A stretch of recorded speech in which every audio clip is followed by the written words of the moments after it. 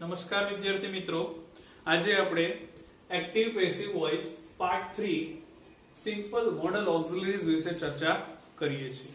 Simple modal ઓક્સિલરીઝ શું છે? તો can, could, shall, should, will, would, may, might, must. અહીંયા અલગ લખ્યું શેલ, વિલ. આ શેલ વિલ ભવિષ્યકાળમાં આવે અને મોડલ ઓક્સિલરીઝમાં પણ આવે છે. Shall, will, should, would, can, could, may, might અને મસ્ટ આ બધા સિમ્પલ મોડલ્સ છે. એક્ટિવ પેસિવ વોઇસ ના વાક્યનું પેસિવ વોઇસમાં રૂપાંતર કરતી વખતે વધારાનું બી લાગે છે. બરાબર, આ મોડલ ઓક્સિલરીઝ છે. હવે એની મેઇન સ્ટ્રક્ચર તમને કહી દઉં. મોડલ ઓક્સિલરીઝમાં મેઇન સ્ટ્રક્ચર કે ma + v1 એક્ટિવ વોઇસની વાક્ય રચના, અને એમાં પેસિવ વોઇસમાં કરશું તો જે છે તે રહેવા દેવાનું. મોડલ ઓક્સિલરીઝ રહેવા દેવાનું. ફોર એક્ઝામ્પલ શેલ હોય તો શેલ રહેવા દેવાનું, વિલ હોય તો વિલ રહેવા દેવાનું, કેન તો કેન, કુડ તો કુડ રહેવા દેવાનું. ત્યાર પછી શું કરવાનું? તો બી કરી અને પછી v3 નો ઉપયોગ કરવાનો. આ વસ્તુ આમાં શીખવાની છે તમારે. તો એફર્મેટિવ ની આપણે સ્ટ્રક્ચર જોઈએ તો સબ્જેક્ટ + ma + v1 + ઓબ્જેક્ટ. તો પેસિવ વોઇસ માં કોને આગળ લાવશું? ઓબ્જેક્ટ ને. ઓબ્જેક્ટ ને આગળ લાવ્યા. Object + ma + b + v3. મેં તમને કીધું b મૂકવાનું પછી v3 નો ઉપયોગ કરવાનો. ત્યાર પછી બાય કરી અને સબ્જેક્ટ. ઓકે, એક્ઝામ્પલ દ્વારા સમજીએ. I shall buy a pen tomorrow. Verb કયો થયો? buy. તો buy ની પાછળ શું છે? a pen. તો a pen ને આપણે આગળ લાવ્યા. pen એટલે eat થઈ. તો eat શબ્દનો ઉપયોગ થાય will નો. તો a pen will. હવે વર્બ પહેલા એનો ઉપયોગ કરવાનો be. buy નું v3 નું રૂપ bought. buy I નું થશે me. અને અન્ય શબ્દ tomorrow છે તો tomorrow નું tomorrow જ રહેશે. ત્યાર પછી આવે છે second. We can climb Girnar. આમાં વર્બ કયો છે? climb. તો ઓબ્જેક્ટ શું થયો? ગિરનાર.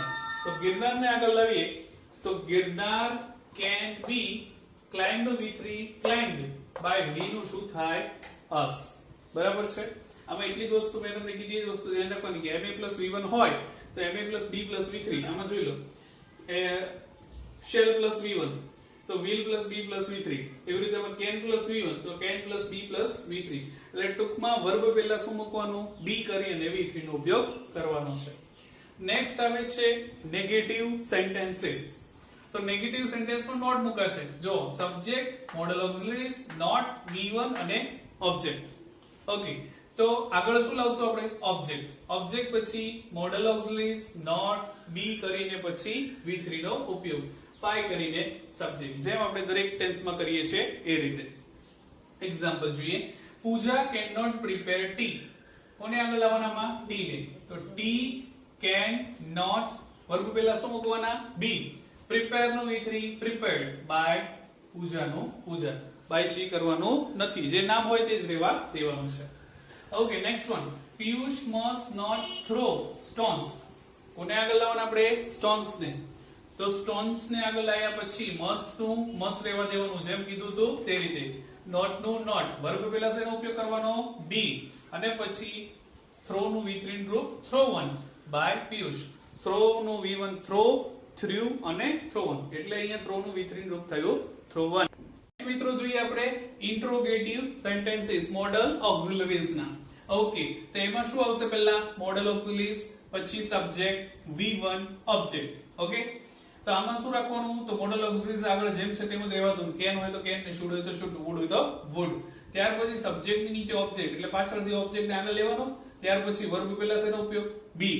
અને v1 નું શું થઈ જાય? v3 બાય કરી અને સબ્જેક્ટ. એક્ઝામ્પલ જોઈએ. Can Asif receive the message? તો can નું can જ રહેવા દેવાનું. હવે ઓબ્જેક્ટ શું છે? મેસેજ. એને આગળ લાવ્યા can the message. વર્બ પહેલા શેનો ઉપયોગ કરવાનો? બી. receive નું v3 received by Asif. Next, will Aunt Polly punish Tom?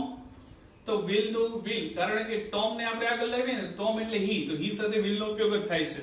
એટલે will Tom. પછી વર્બ પહેલા એનો ઉપયોગ બી. punish નું v3 punished by Aunt Polly. જેમ છે તેમ. ત્યાર પછી હવે wh સવાલ આવે છે. where shall we play carrom? ધ્યાનથી સાંભળો સેન્ટેન્સ. wh નો આપણે w જ રહેવા દઈએ છીએ. ત્યાર પછી will કેમ આવ્યું? તો carrom છે. બરાબર, તો carrom મતલબ eat થયું. ઓકે, carrom મતલબ શું થયું? eat. અને eat સાથે આપણે શેનો ઉપયોગ કરીએ છીએ? will નો. એટલે અહીંયા મેં લખ્યું will carrom. પછી પ્લે પહેલા હું લખવાનું બી અને પછી પ્લે નું V3 પ્લેડ. હવે સબ્જેક્ટ શું છે વી એટલે બાય અસ. નેક્સ્ટ આવે છે who can elect the general secretary. આપણે મેં તમને પહેલા કીધું કે who હોય તો આપણે પહેલા શું કરી દેવાનું by whom, પછી to be નું રૂપ લેવાનું. આમાં to be નું રૂપ શું આવશે મતલબ મોડેલ ઓફ જે છે તે જ આવશે બરાબર can. ત્યાર પછી ઓબ્જેક્ટ છે જનરલ સેક્રેટરી, કારણ કે આ વર્બ થયો બરાબર, તો વર્બ ની પહેલા સબ્જેક્ટ આમાં કઈ છે નહીં, પણ વર્બ પછી ઓબ્જેક્ટ છે મતલબ જનરલ સેક્રેટરી આખો ઓબ્જેક્ટ થયો. તો by whom can the general secretary થઈ ગયું આટલું આખું. હવે વર્બ આવે છે બરાબર, તો વર્બ પહેલા શેનો ઉપયોગ be અને પછી V3 નો ઉપયોગ. નેક્સ્ટ છે who will help an orphan child. orphan મતલબ અનાથ બરાબર. who will help an orphan child. orphan child ની કોણ હેલ્પ કરશે મતલબ મદદ કરશે. તો ઉપર જેમ જ who નું પહેલા શું કરી દેવાનું by whom, પછી to be નું will છે તો will રહેવા દેવાનું. ત્યાર પછી ઓબ્જેક્ટ શું છે orphan child, તો આપણે આખું લઈ લીધું orphan child. હવે હેલ્પ વધ્યું ને તો બી કરીને હેલ્પ નું V3 હેલ્પ કરી નાખ્યું. વિદ્યાર્થી મિત્રો, આ ત્રણેય ટોપિક મેં સમજાવ્યા, સિમ્પલ પ્રેઝન્ટ, સિમ્પલ પાસ્ટ અને આ મોડલ ઓક્સિલરીઝ. આ ત્રણે ત્રણ વસ્તુ વ્યવસ્થિત રીતે પ્રેક્ટિસ કરજો.